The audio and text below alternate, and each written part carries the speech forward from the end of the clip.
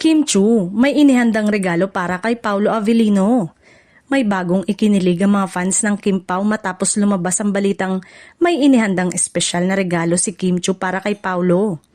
Ayon sa mga nakasaksi sa mga pahiwatig mismo ni Kim, pinili niya ang regalo ng buong puso at may kasamang personal na halaga. Dahilan para mas lalo itong ikatuwa ng mga tagahanga ng tambalan. Sa isang panayam, nabanggit ni Kim na mahirap umanong regaluhan ng aktor dahil hindi mahilig ito sa material na bagay, na agad namang nagpausisa sa publiko kung ano nga ba ang laman ng kanyang sorpresa para kay Paulo. Para kay Kim, mas mahalaga ang effort at intensyon kaysa sa material na bagay.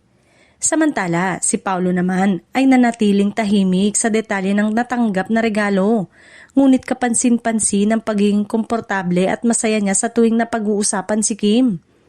Ayon sa ilang source, labis daw na na-appreciate ng aktor ang simpleng ngunit makahulugang regalo mula sa kanyang kapartner. Dahil dito, muling umingay ang usap-usapan tungkol sa tunay na estado ng relasyon ni Kim at Paulo. Marami ang naniniwalang lampas na sa pagiging magka-on-screen partner ang kanilang samahan, lalo na't nakikita ang natural na lambingan at respeto nila sa isa't isa. Sa kabila nito ay nananatiling pribado si Kim at Paulo pagdating sa kanilang personal na buhay.